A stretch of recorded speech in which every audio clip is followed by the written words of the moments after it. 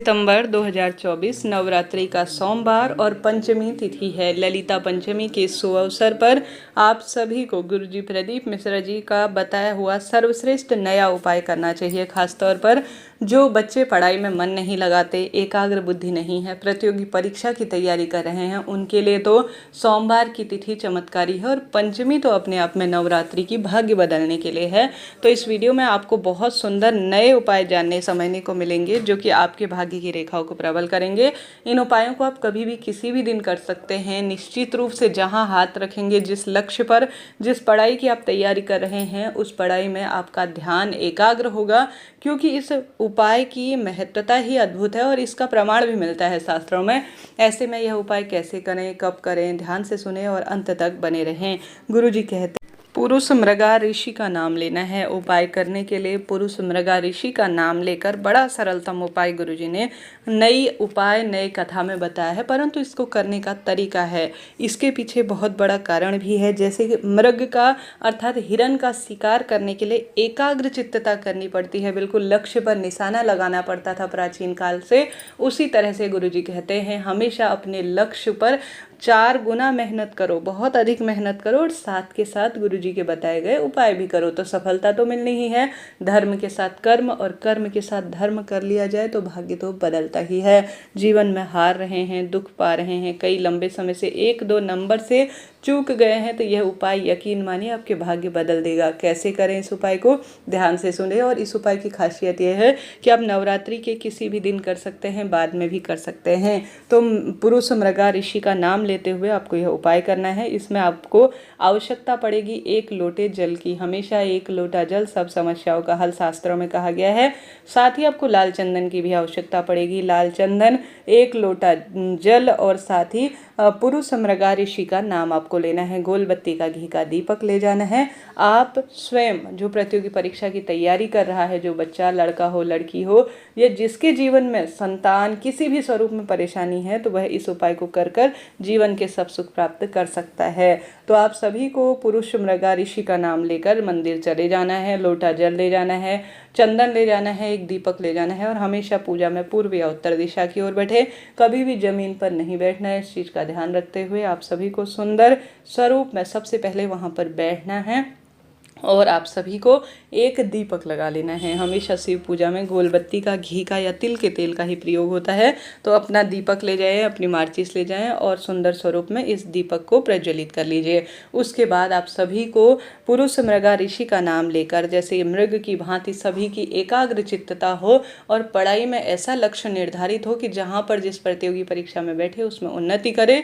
इस विश्वास से आप सभी जो जल का लोटा है उसके मुख पर अच्छी तरह से थोड़ा चंदन लगा लीजिए। पूरे में अच्छी तरह से चंदन लगा लीजिए, जो मुख होता है वहाँ। चाहे तो चंदन लाल चंदन का ही प्रयोग करना है, इस बात को आप ध्यान रखिए। कोई महंगा नहीं आता। पहले मैं ही यही सोचती थी कि लाल चंदन तो सुनने में बहुत महंगा लगता है, परंतु ज़्यादा कोई यह महंगा नहीं है। तो आप लाल चंदन किसी पंसारी की दुकान से, अमेज़ॉन वगैरह में भी मिलता है, वहाँ से लीजिए और जल के लोटे में थोड़ा लाल चंदन डाल दीजिए और साथ के साथ जो जल का लोटा है उसके पूरी तरह से मुख में भी लाल चंदन लगा लीजिए और चले जाएं सबसे पहले महादेव के मंदिर में। सबसे पहले आप सभी, जैसा मैंने बताया, दीपक लगाएं और पुरुष मृग ऋषि का नाम लेकर जो चंदन है जो आपने लगा रखा है उसके मुख पर पूरे में लगाना है। अगर पूरे में नहीं लगा पाए हैं तो एक ही स्थान पर लगा रहे हैं लाल चंदन मुख पर लोटे के, तो उस लोटे के जहाँ पर आपने चंदन लगा रखा है वहीं पर से आपको जल समर्पित करना है शिवलिंग पर। ठीक है, इस चीज़ का आप ध्यान रखिएगा। फिर यह सरल कार्य हो गया गुरुजी। इसमें आप चाहें तो चंदन तो अपने आप में अमृत है, इस जल को आप ग्रहण कर सकते हैं शिवलिंग पर, कोई दोष कोई दिक्कत की बात नहीं है। निरंतर श्री शिवाय नमस्तुभ्यं पुरुष मृगा ऋषि का स्मरण करें।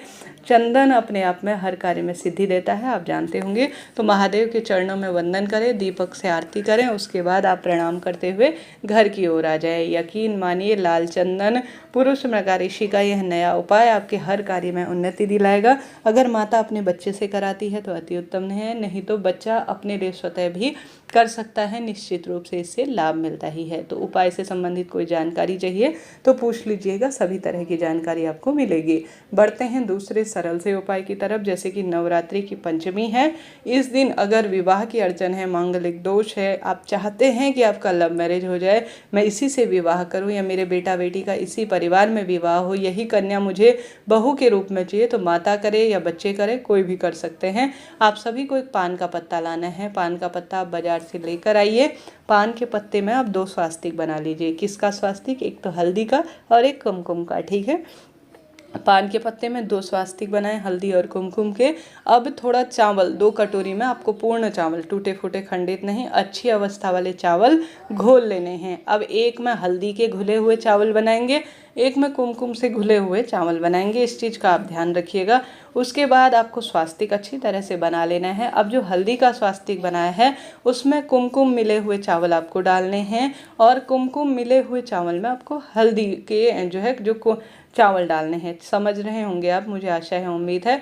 हल्दी वाले में तो चावल के जो है हल्दी वाले में कुमकुम के चावल डालने हैं, कुमकुम वाले स्वास्तिक में हल्दी वाले डालने हैं चावल, ठीक है। इस चीज़ का ध्यान रखिए। अब इसे हाथ में लीजिए, गोलबत्ती का दीपक लीजिए, साथ में नीम वृक्ष की जड़ में जल चढ़ाएं, दीपक लगाएं। उसके बाद आप सभी, हे माता रानी, आपकी सभी 9 विद्याएं नवरात्रि के दिनों में जो नीम वृक्ष है उसमें वास करती हैं, ऐसी प्रार्थना करते हुए आप सभी को जो नीम वृक्ष है उसकी जड़ में हल्दी कुमकुम के जो चावल आपने समर्पित कर रखे हैं 2 स्वास्तिक में, उसे आप सभी को जो है नीम वृक्ष की जड़ में समर्पित कर कर घर की ओर आ जाना है।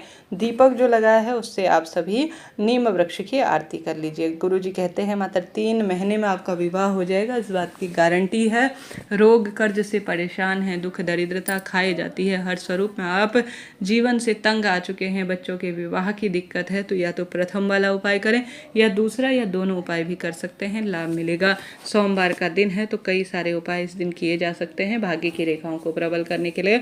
जैसे कि गुरुजी कहते हैं महीने भर में एक बार जल के लोटे में 5 काली मिर्च को पीस कर, या ज़्यादा भी ले सकते हैं, 5 काली मिर्च को पीस कर 1 चुटकी दूध मिलाकर, मतलब 1 चम्मच दूध मिलाकर अगर महीने में शिवलिंग पर इसे चढ़ाना शुरू कर देते हैं तो जीवन बदलना शुरू हो जाता है। तो जल का लोटा लीजिए, 5 काली मिर्च उसमें पीस लीजिए। सोमवार की पावन पवित्र तिथि में आप सभी जो है इसमें काली मिर्च, कच्चा दूध जल के लोटे में डालकर शिवलिंग पर चढ़ा देने से जीवन में जो दुख है, जो तकलीफ है, कर्ज संकट पीड़ा से जूझ रहे हैं, उन सभी समस्याओं का निदान होगा और परिवार में एक अलग ही तरह की बरकत आना शुरू हो जाएगा। करके देखिएगा, जीवन में खुशियाँ आना निश्चित है। दुख पा रहे हैं, कष्ट कर्ज से घिरे हैं, तो माता रानी को मना लीजिए। दुर्गा सप्तशती, दुर्गा चालीसा का पाठ कर कर देखिए। माँ के चरणों में लाल फूल, सुहाग की सामग्री समर्पित करके तो देखिए, फिर देखिए कैसा बदलाव आपके जीवन में आता है। यह दिन कोई साधारण नहीं है, भाग्य बदलने के लिए है। दूध, दही, घी, शक्कर, शहद अर्थात पंचामृत से महादेव का शिवलिंग का श्रृंगार करने मात्र से जीवन बदलता है, इस बात की गारंटी है। जीवन में दुख तकलीफ, रोग, कर्ज, पीड़ाओं का निदान करने के लिए यह दिन है। हर हर